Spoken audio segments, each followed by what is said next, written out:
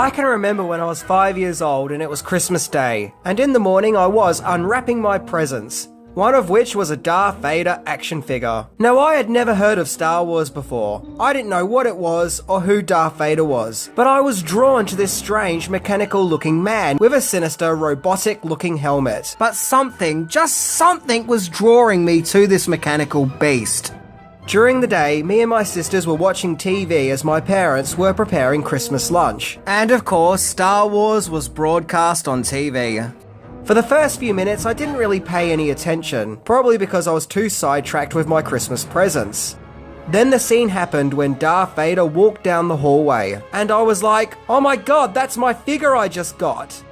I often hear people say that they were terrified of Darth Vader when they were kids. It wasn't like that for me. I found there to be something captivating and fascinating with him, from his iconic look to his powerful voice and even his strange breathing sound effect. And just like that, at that moment, I was now hooked on Star Wars. And as I kept watching Star Wars that Christmas lunchtime, I was transported into this strange, exciting, and even terrifying world, in this wonderful fairy tale about a farm boy called Luke Skywalker, who seeks adventure, and gets guidance from an old wizard called Ben Kenobi, where he sets out on a space mission to save a princess. And in order to do so, he gets help from two space pirates, Han Solo and Chewbacca, where for the first time in my life, I had a movie experience of otherworldliness, and it really was, for lack of a better terminology, a magical memory. So today we're going back to the movie that started the Star Wars mythology, by looking into 10 things that you didn't know about Star Wars. And yes, I'm referring to it as Star Wars, and not A New Hope. As to me, A New Hope is something you write in one of those well wishes card when someone you know is going through a divorce. Nope. To me, this movie is, and always will be, Star Wars. So, let's check it out. Number 10. Star Wars came to be because of Flash Gordon. It was in 1971, with the release of his dark, futuristic, dystopian movie, THX 1138, that young, upcoming director George Lucas decided that he wanted to make a space opera. Unlike THX 1138, which was bleak and downbeat, his next science fiction fantasy would be more of a fun, uplifting fairy tale. Lucas really wanted to make a movie adaptation of Flash Gordon, on the account that when Lucas was a child, he loved the Flash Gordon serials. He had tried to obtain the rights, but his efforts were unsuccessful. So rather than create a modern space opera based on an old pre-existing franchise, Lucas decided to make his own franchise from scratch. Lucas has maintained that several years prior, he had actually already started to research concepts of making his own space fairy tale mythology. Lucas had initially struck a two-picture deal with United Artists. One was to be his coming-of-age comedy, American Graffiti, and the other was his space movie. United Artists actually ended up turning down both movies, to which Universal Pictures picked up on American Graffiti. So in 1973, George Lucas's spaceship movie was temporarily put on pause so he could work on American Graffiti. Number 9. Creating the myth. So in the early years of creating Star Wars, there were several big ideas going around in George Lucas's creative bearded head. He knew that he wanted to make it an intergalactic battle of good versus evil, and he wanted it to be more mythical and fairy tale than straight up hardware science fiction. In other words, less 2001: A Space Odyssey and more Brothers Grimm. He wanted to give younger people a modern fantasy. Originally, the story was to focus on a space general called Anakin Starkiller, where the character was then rewritten as an adolescent boy, where this young hero became Luke Starkiller, with Anakin now being an older, wiser mentor, who channels a mysterious energy known as the Force, who would then later become Ben Kenobi. Luke also had several brothers before becoming an only child, and at one stage Luke was a little person who came from a community of little people, a concept that Lucas would go on to re-explore for the movie Willow. And Han Solo, the intergalactic pirate smuggler, was originally a giant lizard monster with gills. This tale of Jedi Knights and the light and dark side of the Force got the title of Adventures of the Starkiller Episode 1: The Star Wars. There were 4 different screenplays that Lucas had written for Star Wars, till it increasingly resembled the story that we all know, where Luke Starkiller became Luke Skywalker, and the marathon title of Starkiller Episode 1 The Star Wars was retitled to The Star Wars, till it just became Star Wars. Also, Skywalker sounds more heroic than Starkiller. Starkiller makes it sound like Luke is going on a murderous rampage. Number 8. There was only one person who believed in Star Wars, or rather George Lucas. During the 70s, the science fiction genre was kind of considered past tense. The sci-fi B-movie days of the 1950s were long gone, and the current science fiction movies of that time were dark and nihilistic, mainly focusing on dystopian worlds full of violence and destruction. If these movies taught us anything, it's that the future is going to be a hellscape full of death, chaos, and control from corrupt higher forces. They also had a lot of escalators. Seriously, a lot of the early 70s sci-fi movies had a lot of escalators. The pre-Star Wars science fiction movies of the 70s could also get, well, a little weird and surreal, let's just say. So no one was really jumping up and down with enthusiasm when it came to George Lucas and his spaceship movie. Lucas had producer Gary Kurtz on board, as Kurtz had produced Lucas's previous movie, American Graffiti, as well as George Lucas's production company, Lucasfilm, which he founded in 1971. The movie was pitched to many studios, but it was frequently turned down. Even Lucas's friend and fellow director Francis Ford Coppola was trying to pitch Star Wars with no luck, and if the director of The Godfather wasn't having any luck, then things weren't good.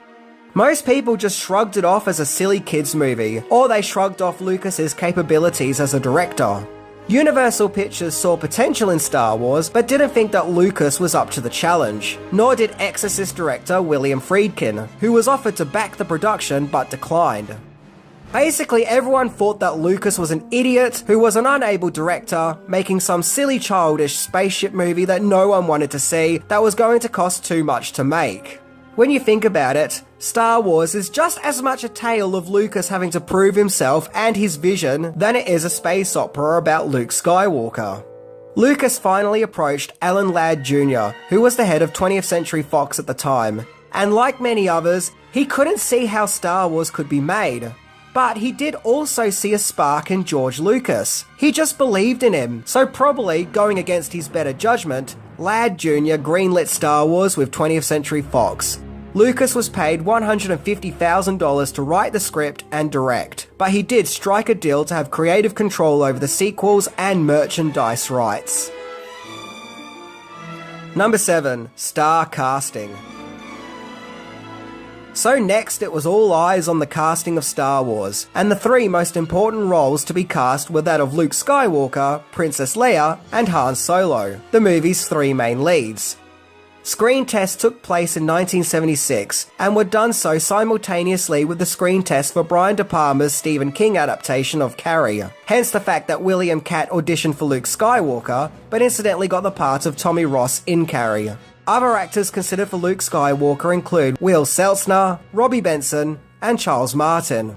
When it came to the role of Han Solo, the legendary Kurt Russell read for the part, but was unsuccessful, as well as Nick Nolte, and supposedly even Christopher Walken.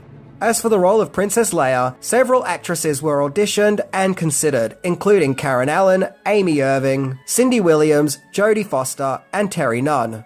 Through the auditions, Mark Hamill would be cast as Luke Skywalker, Carrie Fisher would be cast as Princess Leia, and Harrison Ford would be cast as Han Solo, much to Ford's surprise, as he thought he was just there to help with the readings for the screen test.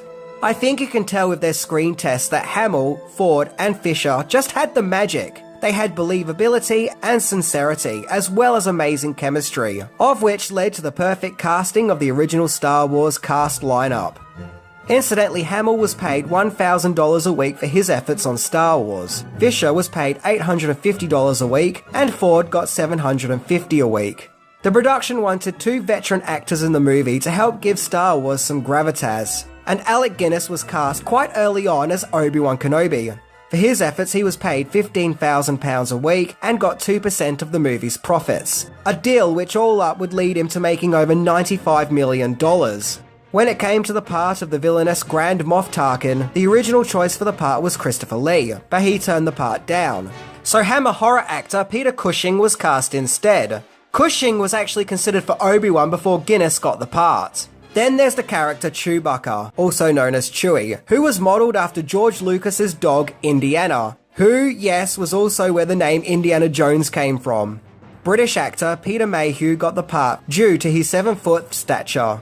British actor, musician and comedian Kenny Baker got the part of the droid R2-D2, a part he would continue to play all the way up to The Force Awakens.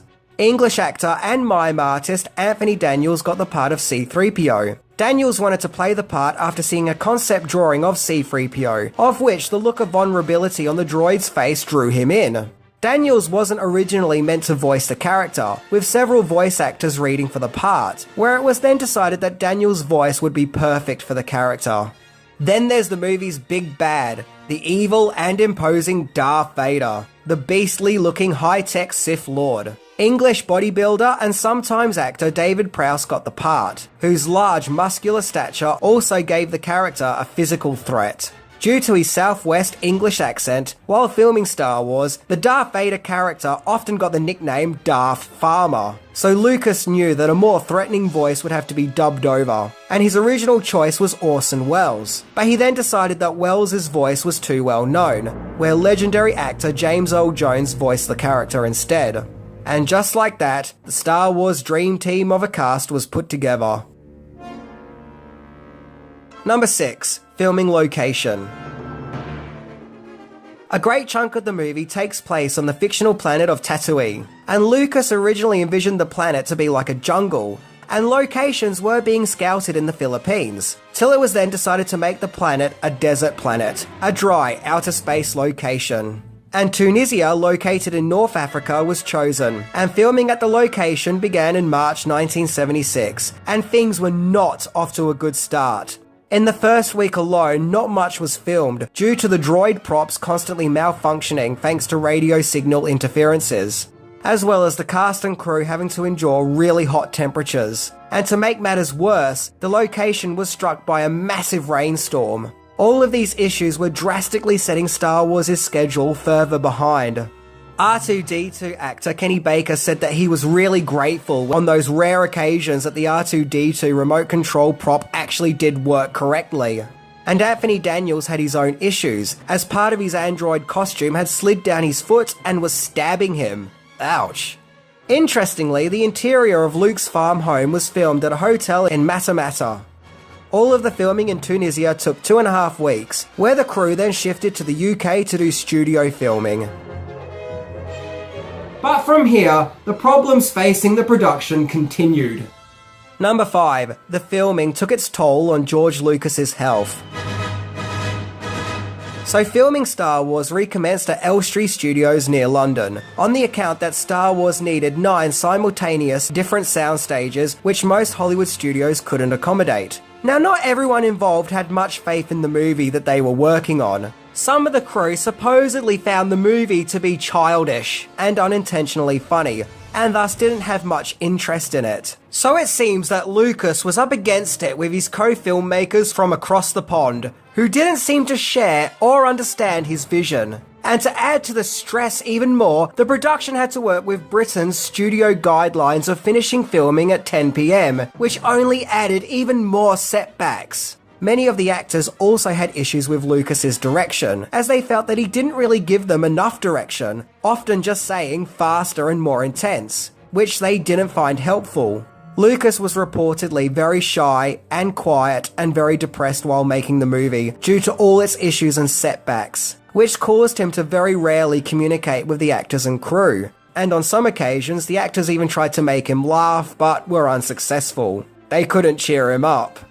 Then there were issues with the budget, as it became clear that the movie's intended $8 million budget would not be enough to complete the movie, which caused even more delays. Lucas was ultimately told that he had to finish the production in a week, or the production of Star Wars would be terminated entirely. Yeah, no more film. Thankfully, the budget was increased, and the production was split into 3 units, one led by Lucas, the other led by Kurtz, and finally the third run by production supervisor Robert Watts. But all the stress and hectic demands took its toll on Lucas, to the point where after suffering worrisome chest pains, he was diagnosed with hypertension and was instructed to lower his stress levels. And trust me, hypertension is something I can relate to, it's not nice. But despite all the setbacks and impossible tasks, Lucas and the crew did manage to soldier on and complete Star Wars. That itself is an amazing achievement. Number 4. The Lost Version.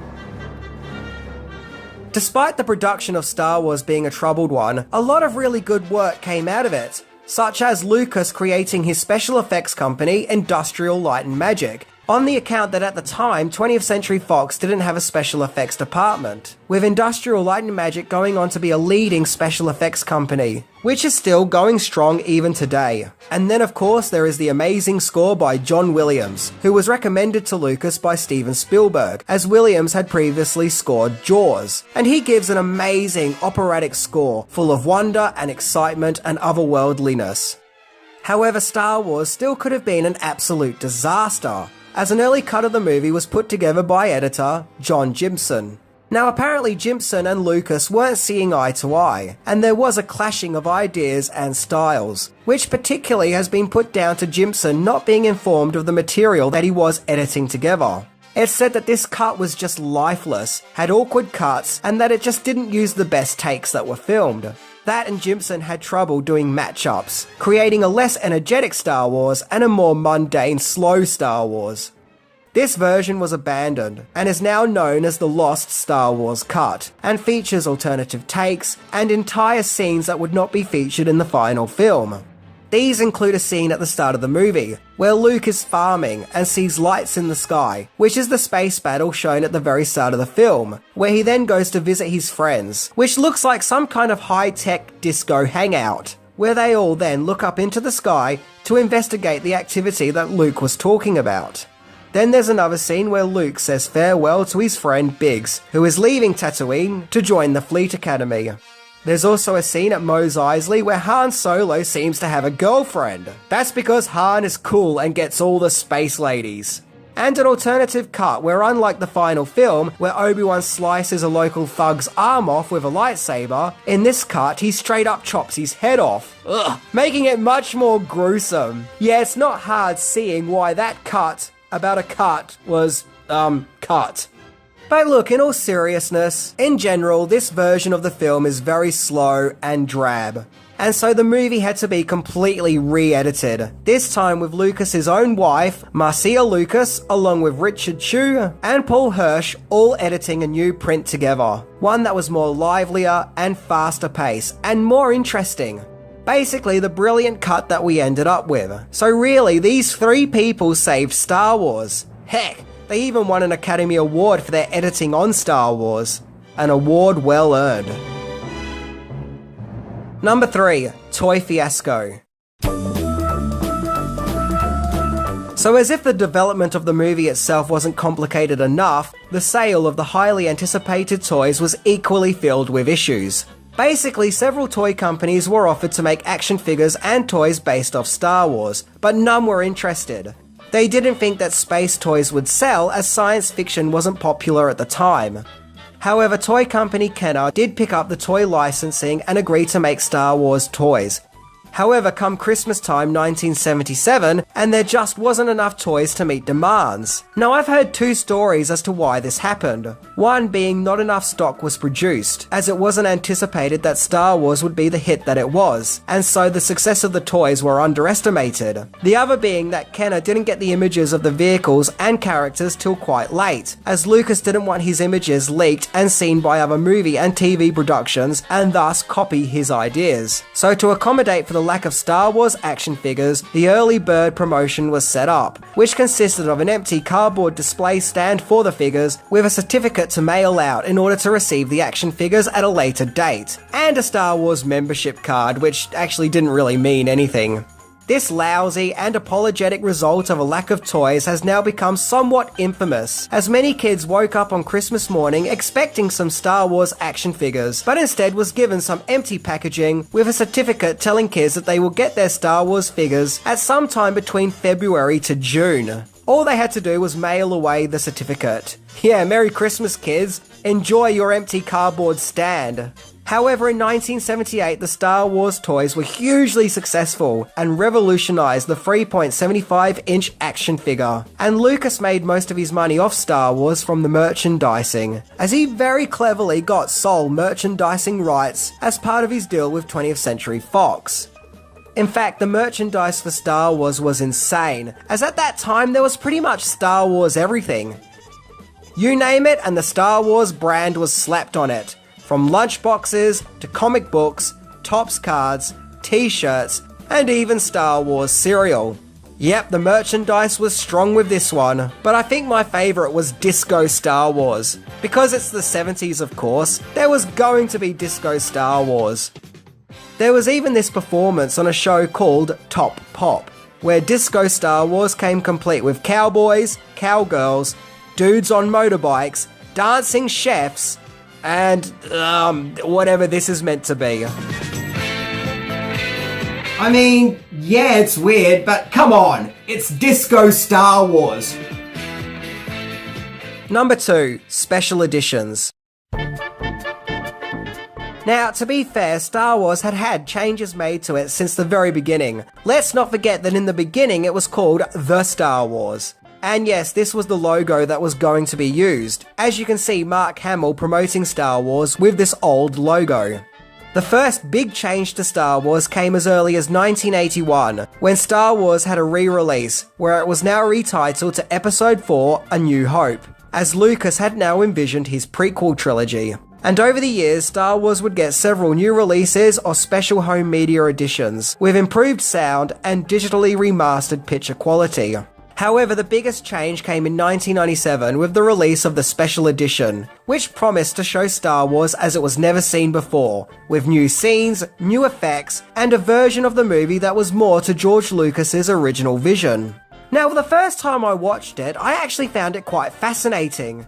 However, and I'm not the only one to say this, the new 1997 CGI effects just really clashed with the original grainy 1977 footage. It just felt like pointless, glossy add-ons, rather than changes that improve the movie. But that's the problem, the movie was perfect, it didn't need improvements. I was perfectly content with watching Star Wars without the sonic rings around the explosions. The two scenes that get talked about the most is the scene where Greedo confronts Han Solo, and then when Han Solo confronts Jabba the Hutt. Firstly, in the duel between Han and Greedo, in the original cut of the movie, we clearly see that Han shoots Greedo first. Why? Because he's a badass and a pirate, and saving his own life is his top priority. However, Lucas then changed his mind over the years, feeling that shooting first made Han look like a cold-blooded killer, where in the special edition, effects were added to make Greedo shoot first, where Han rather comically tilts his head. I can remember watching this for the first time and thinking that this new effect looked pretty terrible.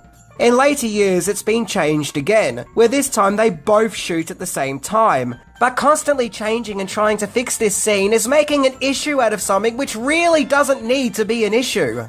The scene shouldn't be a problem. Han shot first because Greedo is threatening him. This should not be negotiable. There really is no need to complicate it. And also, just how much of a bad shot must Greedo be? This whole Han shot first controversy even started an online movement.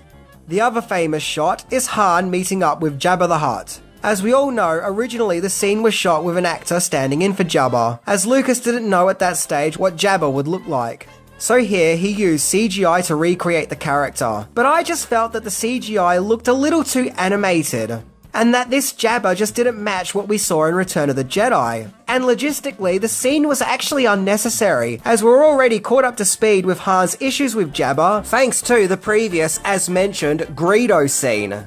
So the new Jabba scene does kind of feel self-indulgent. Over the years, even more changes would be made to Star Wars with each new release, such as changing the CGI of Jabba, which I will admit does look better, but still doesn't resemble what we saw in Return of the Jedi, and this rock which is now placed in front of R2-D2. Well, I'm sure glad they fixed that up. I always thought that Star Wars is okay, but there needed to be a rock placed in front of R2-D2 when he's hiding in the cave. One that defies physics as to how he was even able to get in the cave in the first place. Sorry, George, I still love you, but seriously, mate. Look, it's George Lucas's creation, and if this is what he wants to do, well, then I guess that's what he wants to do. I still love the movie, but maybe one day he'll open up his heart to the possibility of releasing the original trilogy without the changes. Fingers crossed that he finds the kindness within himself to do it. Hey, if he does, I will be the happiest George Lucas fan ever. Number 1. Star Wars taking over the universe. Star Wars' intended release date had to be rescheduled, as it was felt that the movie just couldn't compete against Smokey and the Bandit. That's how much people didn't believe in Star Wars. So Star Wars was released in May 1977, and a whopping total of only 37 theatres agreed to show Star Wars, with many movie theatres no doubt also feeling that the movie would be a silly dud. So 20th Century Fox had to use drastic tactics, as the following month the company was distributing a movie called The Other Side of Midnight, which was a highly anticipated movie. And 20th Century Fox basically said, "Oi, if you movie theatres want Prince of the Other Side of Midnight to show at your movie theatres, then you all better start showing our Star Wars movie too. I mean, come on, George Lucas got hypertension for you guys." And so, just like that, the unimaginable happened. Star Wars became the biggest thing ever. Suddenly the world went Star Wars crazy, with it becoming the biggest movie of that year, with it earning over $775 million, with it also becoming the highest grossing movie of that time.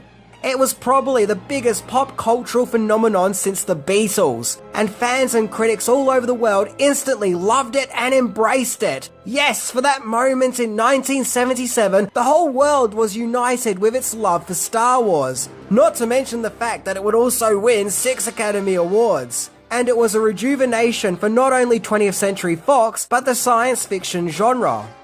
The story of Star Wars, to me, is kind of a story of perseverance and seeking your dreams and going against all odds to do so.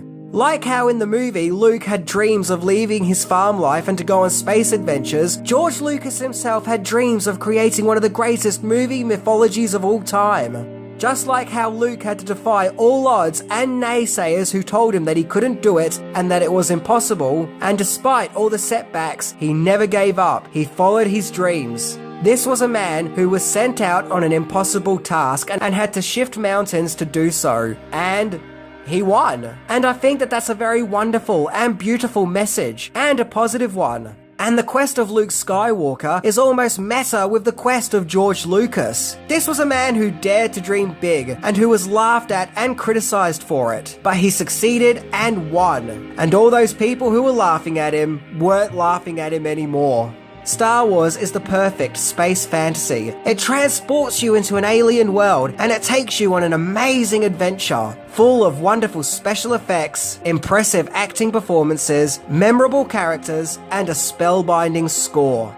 Star Wars means so much to so many people, but to me it demonstrates that nothing is impossible if we follow our dreams. And always remember, dare to dream.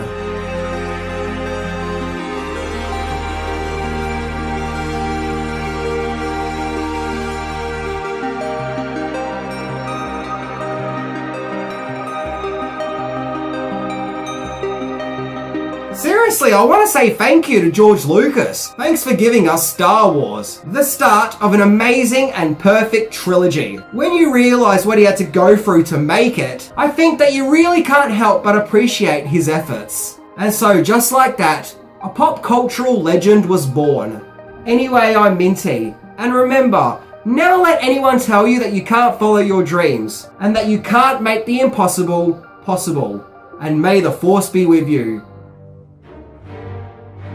In 1980, the Star Wars magic was back with the release of the second Star Wars movie, The Empire Strikes Back, where Mark Hamill, Carrie Fisher, and Harrison Ford return as their well-loved Star Wars characters Luke Skywalker, Princess Leia, and Han Solo, as well as new character Lando Calrissian, played by Billy Dee Williams. Unlike the first movie, which was a fun space adventure, Empire Strikes Back is more of a bleak and foreboding look into the Star Wars universe. After the rebels get attacked by the Empire on the planet Hoth, Luke goes to a swamp on the Dagobah system, where he sets out to further his Jedi training with a Jedi Master called Yoda. And meanwhile, the rest of the gang escapes the Empire to Cloud City, where they are greeted by Lando.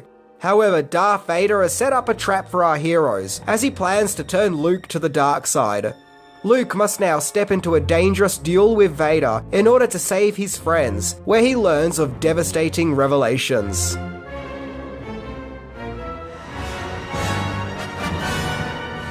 Yeah, The Empire Strikes Back is often considered the best Star Wars movie ever, and for good reason. It's perfectly shot, acted, and like all great sequels, it expands on its universe and ups the stakes. And the behind the scenes of this one has it all. From fires, to blizzards, to directors not wanting to direct, and actors collapsing on sets, and even too much partying with the Rolling Stones. So let's check it out. Number 10, it could have been a completely different low-budget movie. So Star Wars came out in 1977 and no one anticipated that it would be a big hit. George Lucas repeatedly kept getting told that no one wants to see spaceship movies and that science fiction was a thing of the past. But lo and behold, Star Wars comes out and really resonates with the public zeitgeist, and became the biggest movie of 1977. And a sequel immediately went into production. However, before Star Wars was released, there was already plans for a sequel. If Star Wars failed at the box office, as was anticipated, then the plan was for a sequel to be a smaller, low-budget movie, where Lucas teamed up with science fiction writer Alan Dean Foster to come up with a low-key story. The result was a story of Luke and Leia crash landing on a planet called Mimban, where they have to seek help from the planet locals while avoiding the Empire and Darth Vader. And the story introduces mystical crystals called Kyber crystals, which are old relics of the Force and can increase the power of a being who is Force sensitive by 1,000 times over. However, this idea was dropped after the huge success of Star Wars, where Lucas wanted to go bigger with the sequel, with a different and more lucrative and ambitious story. However, this abandoned sequel idea was published as a novel in 1978, called Splinter of the Mind's Eye, and was the first Star Wars novel to be an original story. Number 9. Lucas got full creative control but was fined for it. Lucas made a handsome profit over the merchandise rights alone over Star Wars, and thus, if he wanted to, he could have walked out of the Star Wars brand, but he didn't want to, as he wanted to keep telling his story and not to leave it in someone else's hands. He also wanted complete creative control without studio interference. So 20th Century Fox made a 100-page contract with Lucas, which proclaimed they would have no creative control over the Star Wars sequel, and in return they would get 50% of the movie's profits of the movie's first $20 million that it would make, and further set profits if the movie succeeds $100 million. Lucas put all the money that he made from the original Star Wars into the sequel, which was $12 million, as well as putting some of that money into his special effects company, Industrial Light and Magic, and his Skywalker Ranch movie studio, and what was left he used as collateral for a bank loan.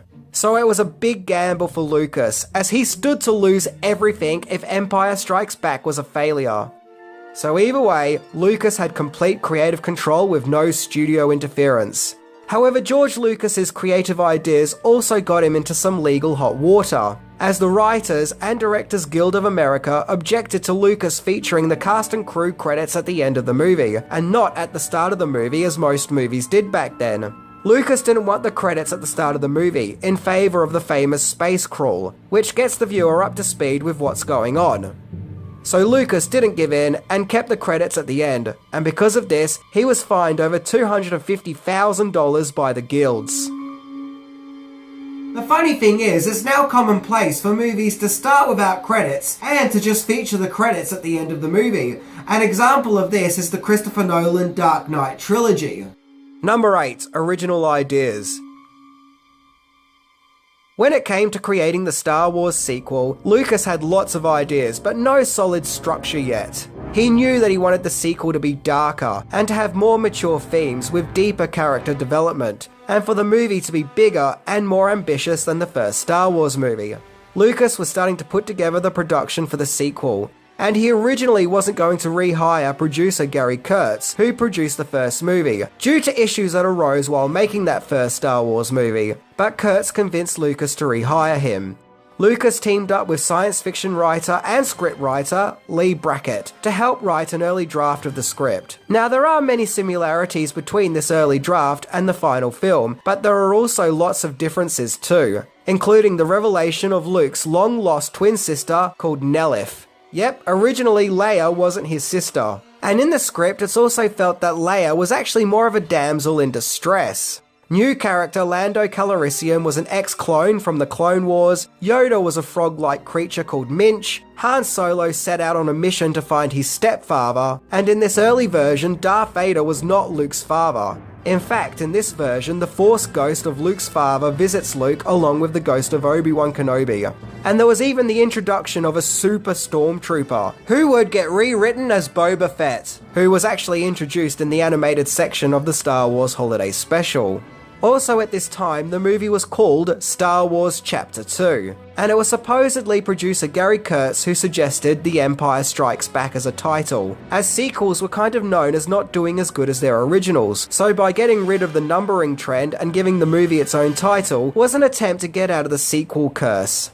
Sadly, shortly after completing the first draft, Brackett passed away, so to do rewrites, Lucas then hired Lawrence Kasdan, as at that time he was also working on the script for fellow Lucasfilm production Raiders of the Lost Ark, and Lucas liked his work. And thus, as the drafts went on, the story would start to resemble more and more the final film, minus a few other ideas thrown around, like Darth Vader having a castle, and a revelation that Vader was actually scared of the Emperor, and an alien species called the Hogmen. Finally, in March 1979, a fifth draft was completed, and The Empire Strikes Back was ready to take form. Number 7. Irving Kershner didn't want to strike back. Quite early on in the production of The Empire Strikes Back, Lucas knew that he did not want to direct the picture, due to the stress and health issues that he faced while making the first movie, with him instead acting as executive producer. Lucas had thought about several other directors who could take over directing duties, including Saturday Night Fever director John Badham and Pink Floyd's The Wall director Alan Parker. But Lucas sought assistance from his old friend and mentor Irving Kershner, who at that stage had mainly directed low-key movies like A Fine Madness and Eyes of Laura Mars, where Lucas approached Kershner and offered him to direct the Star Wars sequel, to which Kershner's answer was short and sweet: no. Yeah, he had no intentions of directing a sequel, as he felt a Star Wars sequel would not be able to top the original Star Wars. And Kershner also wasn't a fan of Star Wars. He thought that it was just too much of a comic book, which wasn't to his taste. And he also didn't like the script. And when Lucas told him that he was funding the movie himself, Kershner then really did not want to direct, fearing that the whole thing would be a disaster. Lucas kept contacting Kershner trying to convince him to direct, and Kershner kept saying no. He was actually afraid of what a colossal failure the whole thing might be.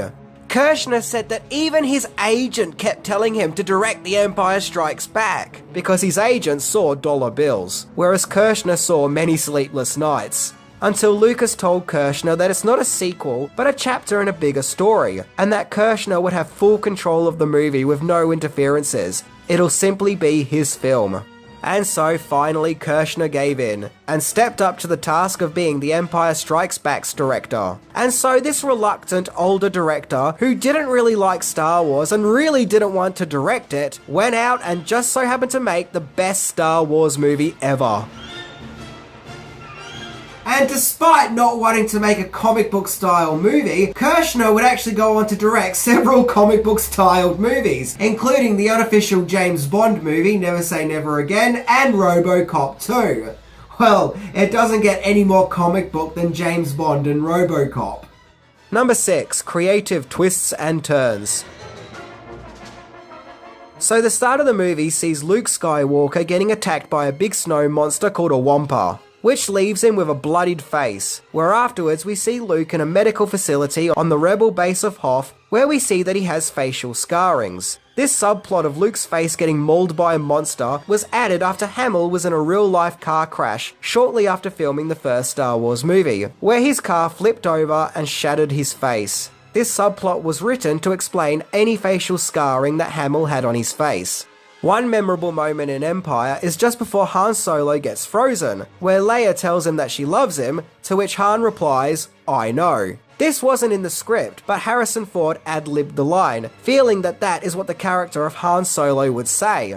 And this supposedly caused an argument between Lucas and Ford, as Lucas didn't want the character to reply with "I know," but Ford stuck to his guns. And when the line "I know" was spoken through theatre screenings, it apparently got great cheers from the audience. Look, Han Solo is a cool and slick character. Saying that is just totally something he would do, so I think it works. It shows that even in the face of danger, he still has his smart-ass-ness and won't give in to fear. Also, the movie's ending of Han Solo being frozen was deliberately written to be ambiguous as to whether or not Han Solo would survive, on the account that Ford wasn't contracted to star in another Star Wars movie. The Empire Strikes Back includes several new characters, including fan favourite Boba Fett, and this guy whose name I can't remember, but as a kid I always knew him as Robo-Ears. Speaking of Boba Fett, originally his costume design was to be all white. And yeah, it's weird seeing Boba Fett in an all-white getup. I mean, being a bounty hunter, you would think his attire would not look so clean, and would look a little beaten up and like he has seen some battles. So it makes sense for them to go with the look that they went with. And of course we have fellow fan favourite, Lando Calrissian, played by Billy D. Williams. I love this character, as he's explained as being a bit of a scoundrel like Han Solo, but he also has a sense of elegance about him. He's charming and slick, and has a redemption story arc. Actors who were considered for the part include Howard Rollins and Yaphet Kotto. One of the reasons Williams was fascinated with the character was because he had a cape, and he considered him to be a pretty cool guy. When it came to bringing the Jedi Master Yoda to life, it was decided to use a puppet. And Lucas originally wanted Jim Henson to be Yoda's puppeteer and to provide the character's voice, but he was too busy, so fellow puppeteer Frank Oz came on board to perform Yoda. Oz at that time was probably best known for playing Miss Piggy in The Muppets. Yoda's face was incidentally modelled after Albert Einstein. The Empire Strikes Back is also the first time we see the Emperor. Although in subsequent movies the part was played by actor Ian McDiarmid, for this first appearance the part was played by a painter and photographer called Marjorie Eaton, and was voiced by stage and theatre actor Clive Revill. And oddly, footage of chimpanzees' eyes were inserted over Eaton's real eyes, I guess to make the character look more abnormal. And finally we have the jaw-dropping scene where Vader tells Luke that he is his father. Definitely one of the biggest twists in movie history. I mentioned before that in the original script, Luke's father wasn't Vader but a Force ghost with Obi-Wan. But Lucas has since maintained that it was always intended for Vader to be Luke's father. He just kept it a secret to avoid script leaks. Well, while filming that scene, only Mark Hamill and Irvin Kershner knew the plot twist, as Darth Vader actor David Prowse originally said Obi-Wan killed your father. Although there are some claims that he also said Obi-Wan is your father. And it was later while dubbing the dialogue for that scene that James L. Jones provided the infamous line, "I am your father." And no one knew about this highly kept secret till the movie's premiere. Interestingly, in the documentary I Am Your Father, which was a documentary about Darth Vader actor David Prowse, it is revealed that very shortly after the release of the first Star Wars movie, David Prowse did an interview for a newspaper, where he said that in a subsequent movie it should be revealed that Vader is Luke's father. Long before anyone could have known about this plot twist. And it's interesting seeing the crew members of the original trilogy being presented with this article, where they put it down to being a coincidence, or maybe even Prowse being psychic. Number 5. Hostile filming environments. The shoot for Empire was very difficult, with the cast and crew suffering illnesses, injuries, and conflict. The snowy scenery of the planet Hoth was actually filmed in Finns, Norway, and this was not an easy location to film in. While filming, the production was hit with blizzards, as well as the worst snowstorm the area had seen in half a century. Temperatures could get so cold, the video cameras would freeze along with the film inside. And according to Wikipedia, some crew members even suffered with minor frostbite. Due to the snowy elements of the location, most of the crew could barely see anything while filming, so it was a tough shoot. One member of the crew even slipped over and broke some of his ribs. There was also other issues like avalanches blocking links of transport and trenches that had been dug out having to be dug up again after getting filled in by snow. Not to mention there were constant delays to filming, including a 4-week pause on filming to build heated shelter for helicopters that were being used to film certain location scenes. On some occasions, some scenes were even shot just outside the cast and crew's hotel. The intended shot of the probe landing on the planet at the start of the movie wasn't captured, as a battery was accidentally knocked out of a radio, which gave the announcement to start filming. But thankfully, footage of the explosion was taken by a helicopter which was also filming the scene. Despite how tough it was to film at the location, the crew soldiered on and pulled through. But I bet everyone was probably happy to leave the location behind. So it'll seem that now the productions can head back to the studios in England, that all their troubles are behind them, right? Well, wrong. The troubles concerning this production had only just started. Number 4. The Shining affected the studio's filming. As with the other 2 Star Wars movies in the original trilogy, on-set filming for The Empire Strikes Back took place at Elstree Studios, England. But at the time of filming, Stanley Kubrick was filming the horror masterpiece The Shining also at Elstree Studios. Sadly, the main soundstage for The Shining had caught fire and had burnt to rubble. Because of this, The Shining's production had to use stages that were planned to be used for The Empire Strikes Back, which caused even more delays in filming. These delays even being more drastic. Yeah, how unfortunate. 1 minute Empire's production was battling ice, now it's battling fire. The movie's main stars, including Mark Hamill, Harrison Ford, and Carrie Fisher, would all suffer significant injuries and illnesses while filming. Fisher in particular got a really nasty case of the flu as well as bronchitis, which made her drastically lose weight, and she even collapsed on set while filming due to an allergic reaction to paint materials that were used on the set. Also at the time of filming, Hamill was suffering from isolation-induced depression while filming the Dagobah scenes, on the account that he spent so many times filming those scenes and there was literally no one else on the set but robots and puppets. Not to mention the fact that the shoot was really long, and in addition to that, the set was sprayed with a mineral oil, which also affected his physical health as well as his mental health. To cheer Hamill up, one day Miss Piggy visited the set, who of course was performed by Hamill's Yoda co-star Frank Oz, which thankfully did ease the tension and lighten the mood and seemed to put a smile on Hamill's face.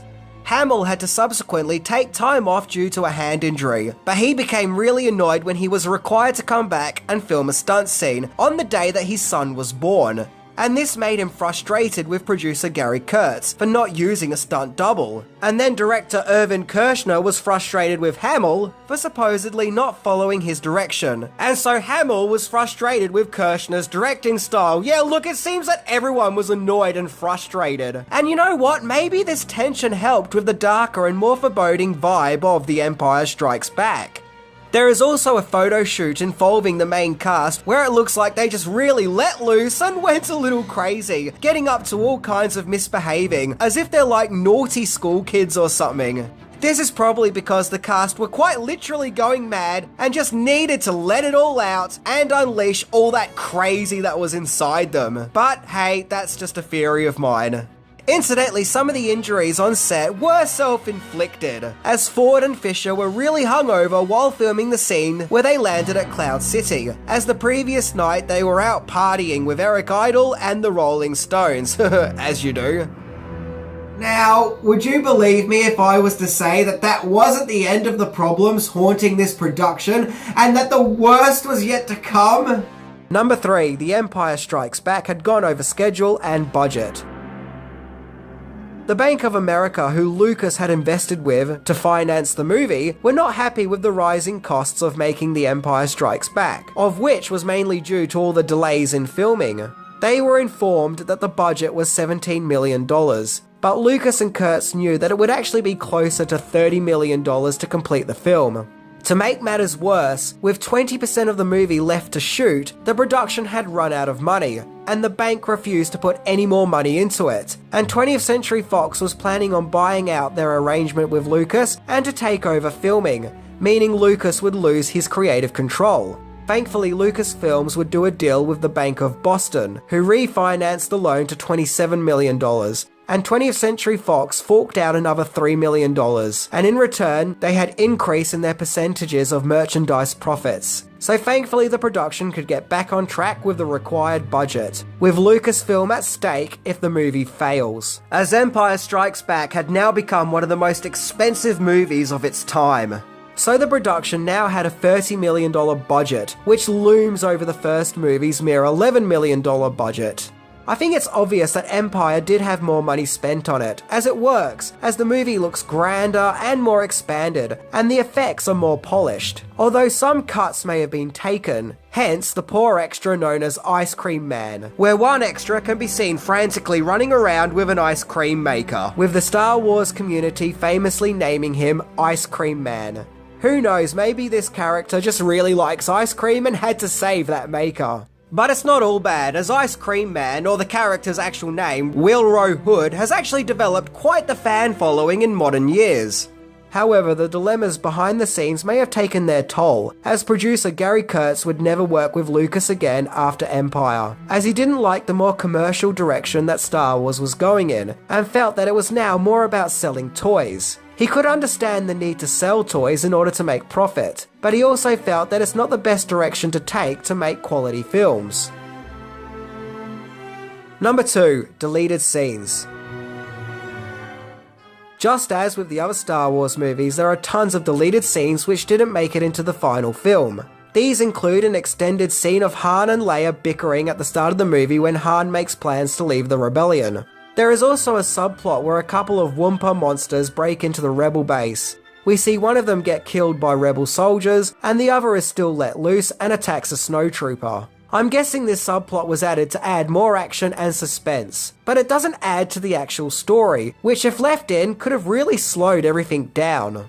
There are black and white clips of Luke in the medical bay, where the rest of the gang look on nervously. And is it just me, or does Chewie look terrifying in black and white? He looks like the Wolfman or something.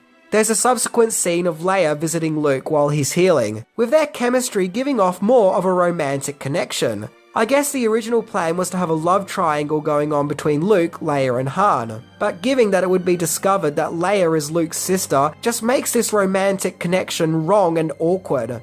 Yeah, she does kiss him in the final film, which is still icky, but I always felt that she did that to get back at Han, you know, to shut him up and to put his ego back a notch. Speaking of that medical facility, there are some still images of a deleted scene showing Luke's scars bandaged up. And I don't know, to me it looks really creepy. I'm seriously getting Vanilla Sky vibes here. Thankfully this scene wasn't left in, and thus didn't leave us all terrified. There are also additional scenes of Luke training with Yoda at the Dagobah system, which I will admit is fascinating, seeing that these scenes are important to Luke's journey, as well as more scenes in the asteroid, and robo-ears getting captured by stormtroopers. There's another scene at the end of Leia attending to Luke's hand after having it cut off during his duel with Darth Vader, where once again I can't help but feel like they were trying to give off romantic vibes between the two characters. This just would not have felt right, especially after Leia declaring her love for Han. So as for these deleted scenes, do I think it was right to cut them out?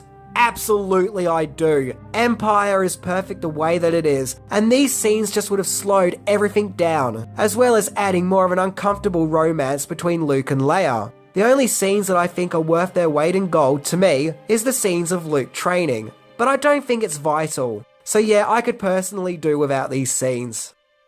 And there's the 1997 Special Edition, and I think that most fans feel that Empire was spared the least when it came to the changes, with them not being particularly as blatant. And that is because Empire was already perfect. Some even feel that the later changes do actually enhance the movie, with the movie now featuring Ian McDiarmid as the Emperor, replacing the previous scenes from the original cut.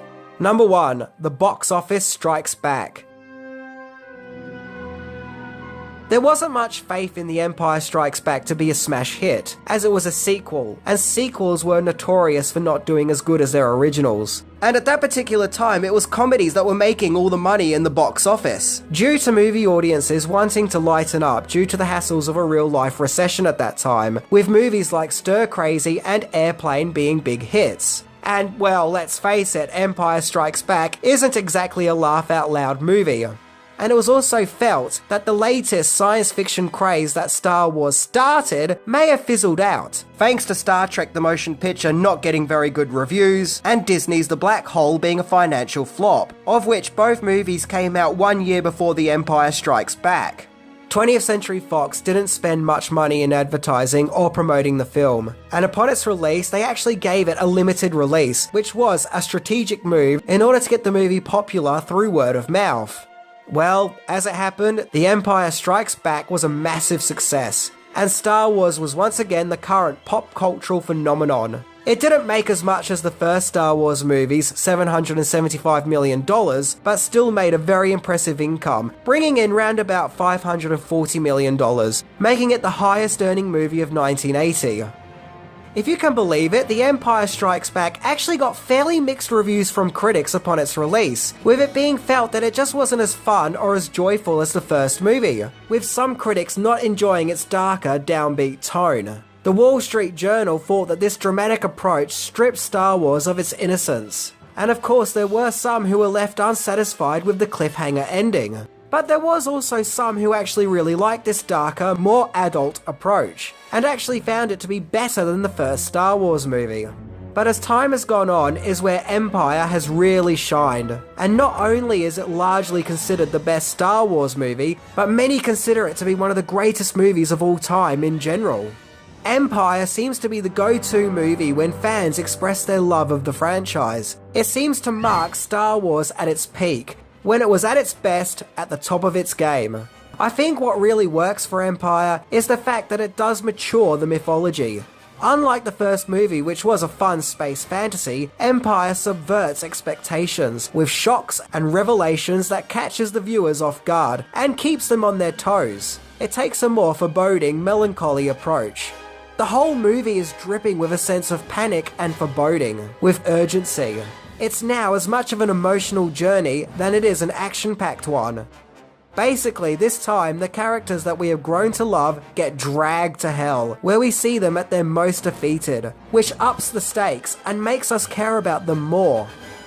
The original Star Wars may have made us fall in love with the mythology, but Empire Strikes Back expanded on that love by going through more emotional maturity and upping the stakes, rather than just space battles all over again, and thus acting as the perfect second chapter in a 3-part story. Thanks to Empire Strikes Back, the Star Wars brand was no longer a special effects show for us to point at and go, "Oh wow, look at that, and look at all those space battles." But now it was a space drama, and it made us care as much about the characters than it did the special effects, as we get to follow these characters on their personal journeys. It's almost like there was a drastic evolution between the first and second movies. And I think the drama and suspense, as well as the expected special effects panache, makes Empire Strikes Back a perfect Star Wars movie. Anyway, I'm Minty, and I am actually not your father. Yeah, what a twist. See ya! In 1983, the original Star Wars saga concluded in spectacular fashion with Return of the Jedi, the third entry in the original Star Wars trilogy. After saving a frozen Han Solo from intergalactic gangster Jabba the Hutt, Luke Skywalker, Han Solo, Princess Leia, and Lando Calrissian, played by Mark Hamill, Harrison Ford, Carrie Fisher, and Billy Dee Williams, are reunited, where they join forces with fellow rebels on a dangerous mission to the moon forest of Endor, in order to take down an Imperial base so they can destroy a second Death Star, which is in construction. Luke comes face to face with Darth Vader, played by David Prowse and James Earl Jones once again, and comes to terms with the fact that Darth Vader is indeed his father. All while the Emperor, played by Ian McDiarmid, tries to entice him into the dark side. All while on Endor, the rebels team up with the Space Care Bears themselves, the Ewoks, the tribal natives of Endor, in order to finally take down the Empire, in this exciting and heartfelt third act of a perfect trilogy.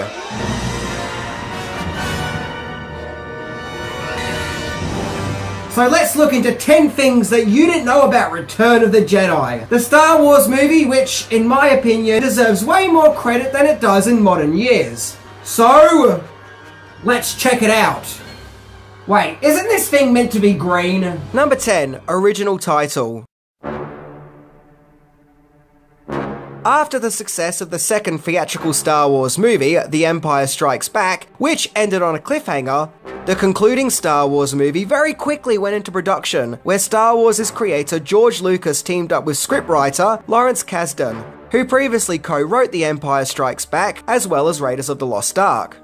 The script was based on ideas and story outlines by Lucas himself, and its original title was Return of the Jedi. Although Kasdan felt that Return of the Jedi was a title that was just lacking that extra punch, and was a fairly weak title. So to add more excitement and flair, Lucas changed the movie's title to Revenge of the Jedi, as the word revenge invokes more intensity and proactive energy. However, it was quite late in the movie's post-production that Lucas realised that the idea of revenge goes against the Jedi Code, as Jedi don't seek revenge, so the title had to be changed. And he's right. In Return of the Jedi, Luke is in no way seeking revenge. If anything, he's trying to bring out the good in his father, Darth Vader, and redeem his evil, almost like salvation. So Lucas reverted back to the original title of Return of the Jedi.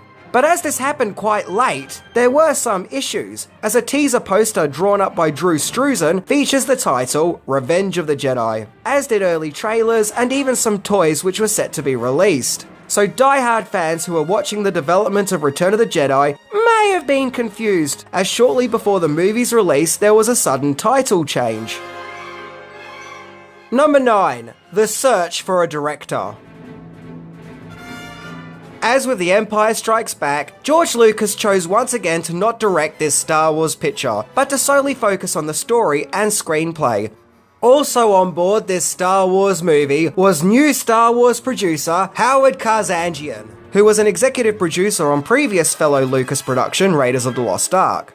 The producer of the previous two Star Wars movies was Gary Kurtz, but he didn't return to produce Return of the Jedi, as he didn't like the script, finding it too commercial. When it came to finding a director, Lucas's number one choice was his friend and fellow filmmaker Steven Spielberg, but Spielberg couldn't join the production as the Directors Guild prohibited it, due to a clash with Lucas. The next big director being considered was David Lynch. Yeah, imagine a weird and surreal Star Wars movie directed by David Lynch, but he turned it down, because, well, to be honest, he just wasn't interested.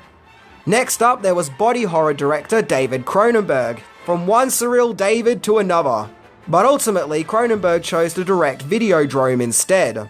So Lucas finally chose Welsh director Richard Marquand, which is an interesting choice as prior he had directed 3 low-key movies, one of them being a Beatles biopic called The Birth of the Beatles in 1979. So Marquand went from the Fab Four to Battle of Endor. And it is said that due to never having worked on a special effects heavy movie, that Marquand struggled a little bit with directing duties, of which Lucas himself was frequently on set to lend a hand, along with even doing some second unit work on the account that the movie was going over schedule. But Lucas has maintained that Marquand worked well with the actors and that he was genuinely a really nice guy. Number 8. Change of lightsabers. Return of the Jedi features a brand new lightsaber, a green one, which makes sense as Luke lost the other lightsaber during his battle with Darth Vader at the end of The Empire Strikes Back. So it makes sense that Luke would construct a new one, and why can't it be green? And ever since Return of the Jedi, green lightsabers have been common in the Star Wars universe. However, if you look at the movie's poster, we see that Luke Skywalker is presented with a blue lightsaber. In fact, all the posters are shown with blue lightsabers. Now isn't that weird? How is it that we got a blue lightsaber on the poster, whereas in the movie, it's green? That's not a small detail, that is actually quite a big screw up. Well, this anomaly is because originally in the movie, Luke's lightsaber was meant to be blue, just like the previous one, as you can see here with these shots from the movie's trailer. And I think back then it was perfectly simple. The baddies had red lightsabers and the goodies had blue ones. However, when adding the lightsaber effect to the scene where Luke is fighting Jabba's goons in the deserts of Tatooine, it was felt that the blue colour of the lightsaber just got lost in the scenery and didn't stand out. So it was decided to make it a safer green colour instead, to make it stand out more. And yeah, when you see that scene with the intended blue lightsaber, it does kind of get lost in the scenery. So I can understand them going for a green one. So for that reason, the green lightsaber was born. As for the movie's poster, well, the Japanese poster did actually correct the colour issues and changed Luke's lightsaber to the proper green one.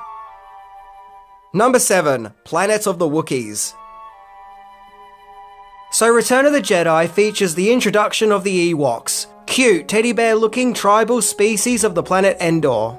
Although at the time people thought the Ewoks were very cute, in later years they have become the subject of contempt to some Star Wars fans, who see them as a shift of Lucas taking Star Wars into a more commercial direction, with them being designed to appeal to kids and sell toys. However, originally the Endor tribe were primitive people who could fly, till Lucas changed it to a planet of Wookiees, just like Chewbacca. But it's said that for budgetary reasons, it was decided to not have a planet of giant Wookiees, but rather shorter Ewoks. That and it may not have worked on a narrative level because of Chewbacca. Also, making a planet of Wookiees may have been risky, as some people still probably had bad memories of the Star Wars Holiday Special. There were other ideas that didn't make it into the final film. Originally, Yoda wasn't going to show up, till it was felt that his character was needed to confirm to Luke that Vader is his father. And in the end, we were going to see Obi-Wan, Yoda, and Anakin not as Force ghosts, but to actually come back to life and actually join in the Endor celebrations with the other characters. And at one stage, the ending was to have more of a spaghetti western style ending, as we see Luke Skywalker walk into the distance on his own, till it was decided to finish off the trilogy with a happier, upbeat ending, rather than seeing a worn out, tired Luke walking off as a sad lone warrior. Number 6. Filming locations. The shoot for Return of the Jedi started in January 1982 and lasted till May of that year. A great deal of the movie's action takes place in a forest setting. George Lucas wanted the movie to have forest scenery as he wanted the natural world to clash with the technical world of the villains. It also gave Return of the Jedi its own visual identity, as Star Wars had dry desert landscapes, Empire Strikes Back had cold icy ones, and so Return of the Jedi had natural green forest ones. The forest scenes of Endor were filmed on private land at Smiths River, California, as well as Grizzly Creek Redwood State Park, also in California. While filming on location, the production went under the title of Blue Harvest, with the tagline, "Horror Beyond Imagination." This was to keep away the press and fans, so they wouldn't think that it was a Star Wars movie being made, but some random horror movie. The horror movie disguise was also used if the production needed local services, so they wouldn't charge them a ridiculous fortune. Filming the Tatooine scenes took place at Yuma Desert, California.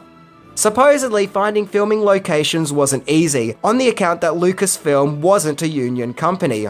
And finally, interior sets were built and filmed at Elstree Studios in England, just as with the previous 2 Star Wars movies. Number 5. Harrison Ford wasn't happy with the ending.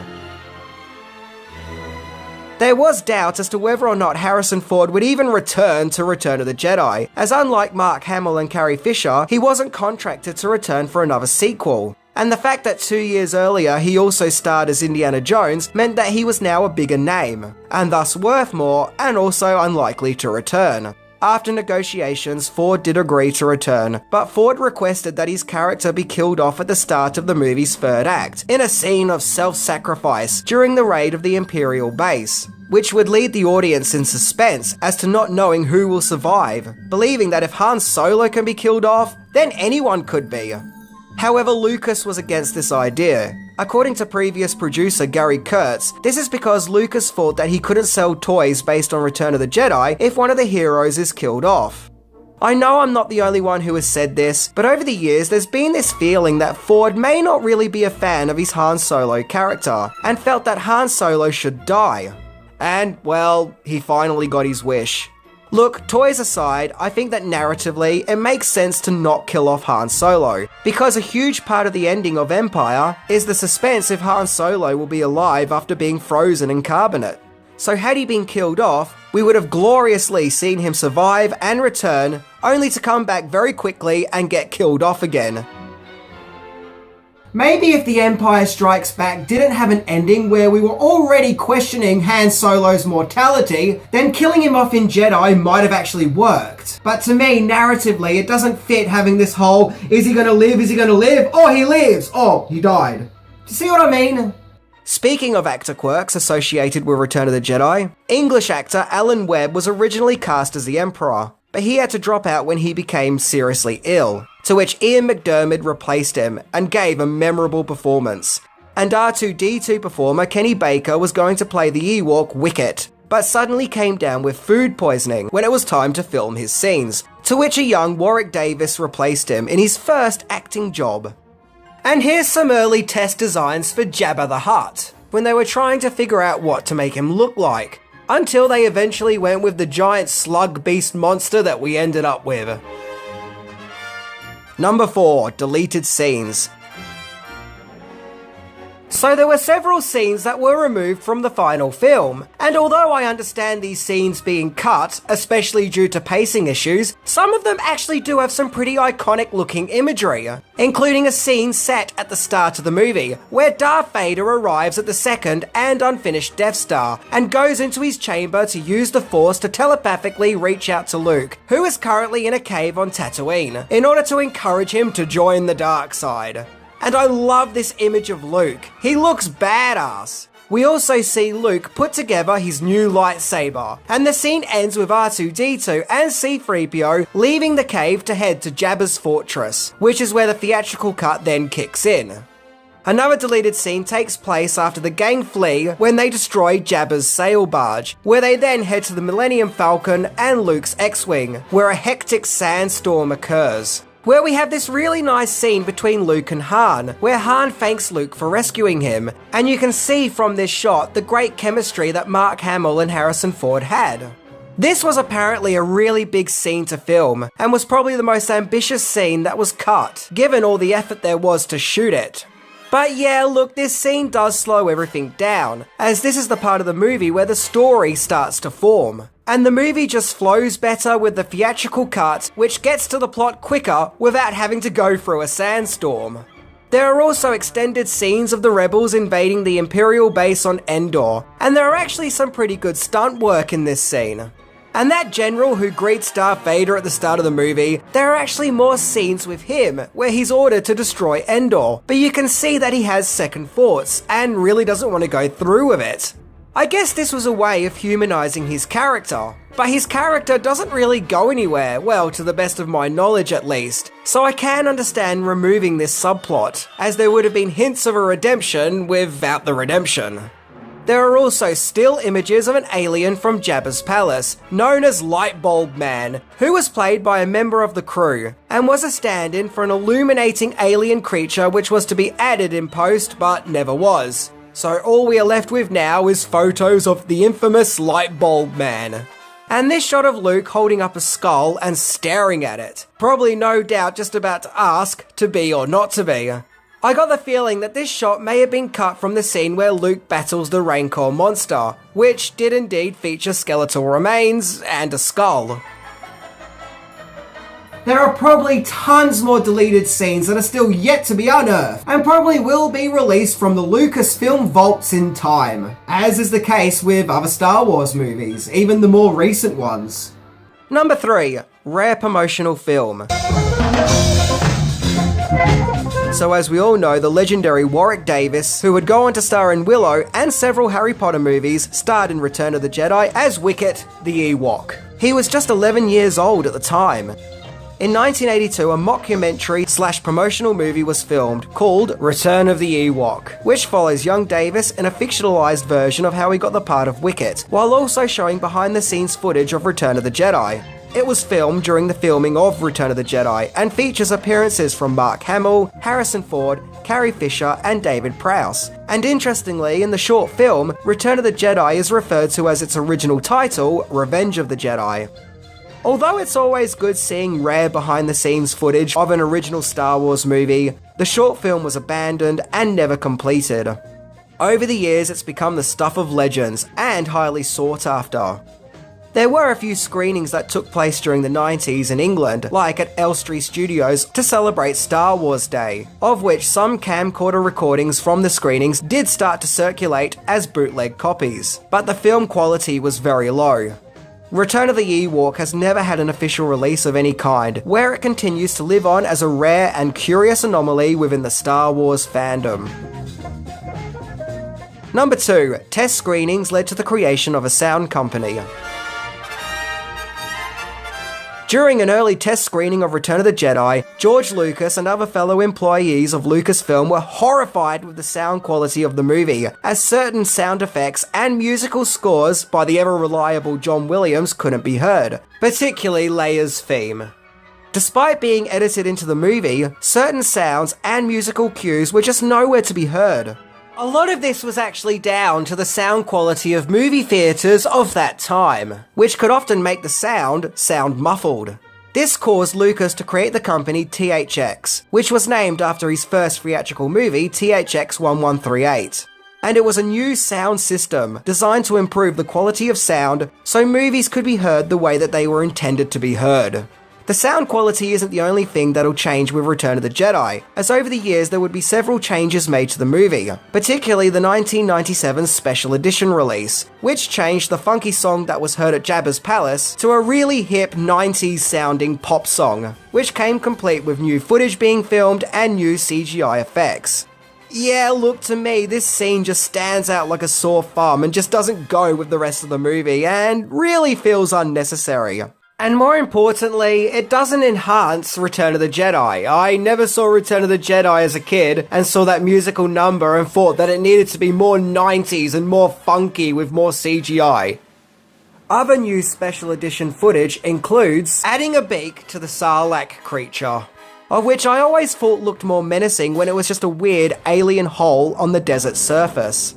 And of course there was the removal of the Ewok song, Yub Nub, which the original movie ended with it being replaced by a much grander and epic song called Victory Celebration. The scene even showed a variety of planets celebrating, as well as planets we hadn't seen yet which were going to feature in the prequel trilogy.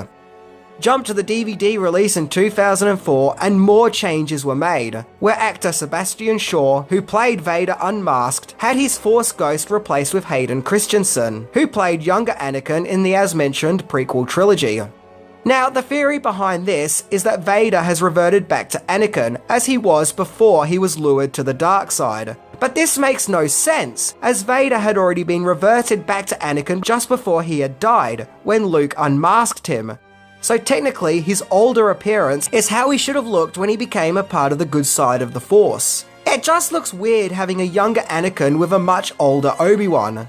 And finally, the Blu-ray edition, where Vader can now be heard screaming no before he saves Luke from the Emperor. Something which has caused much uproar and contempt in the fandom community. Look, I'm not going to bitch about George Lucas's changes. Everyone else has. But to me personally, in my own opinion, I think the changes were unnecessary. And being old school myself, I do prefer the original cut. I thought it was perfect and didn't need all these things changed and added to it. In 2015, there was a documentary movie called I Am Your Father, which was about Darth Vader performer David Prowse and his long feud with Lucasfilm. And in the documentary, the scene where Vader was unmasked was refilmed with Prowse in the part. But this scene itself didn't end up in the documentary, probably due to copyright issues with Lucasfilm. But I wonder if this filmed scene will ever be shown, because just out of sheer curiosity, I would love to see it. Number 1, it was the biggest movie of 1983. Because, of course it was, I mean, it's Star Wars.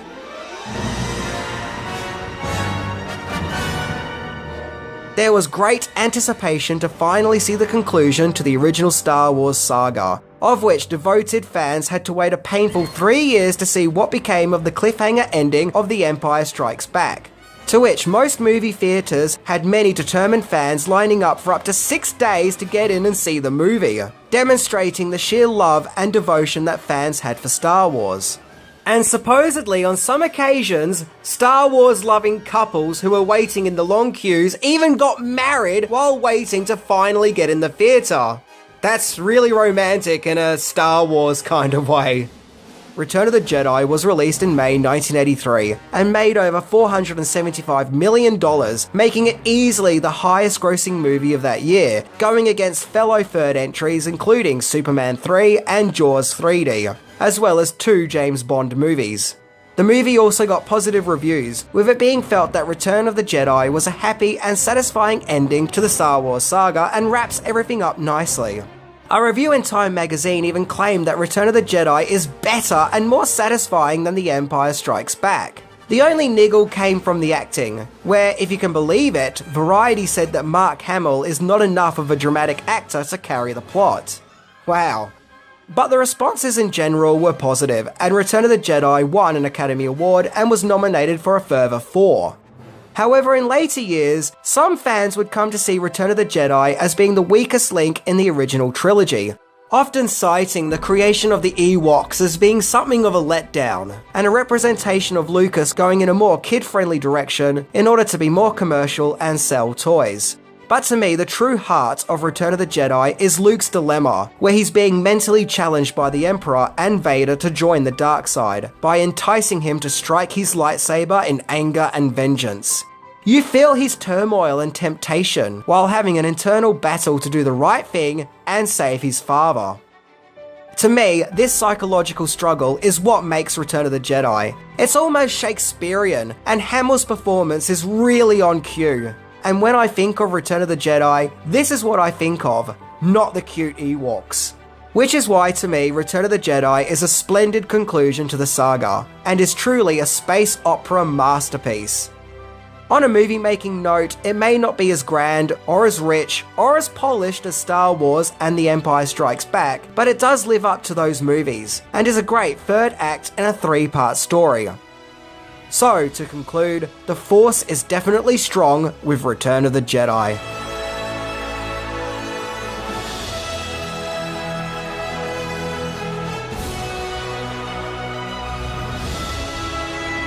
To me personally, the Star Wars saga ended in 1983, and everything afterwards has kind of paled in comparison. Now, if you're a fan of the Special Edition trilogy, or the prequel trilogy, or the sequel trilogy, or whatever Disney Plus is currently doing, then that is absolutely fine. I wouldn't argue that or try to take that love away from you. And it is okay to disagree. Some people like strawberry ice cream, some people like chocolate. And that is okay. We don't have to agree on everything. But to me, everything post-1983, just hasn't really been to my taste. Which is why I think Return of the Jedi is a perfect conclusion to a fantastical science fiction space story about family. Yeah, a spectacular tale of family long before the Fast and Furious movies. Anyway, I'm Minty, and remember, a Jedi never seeks revenge. See ya!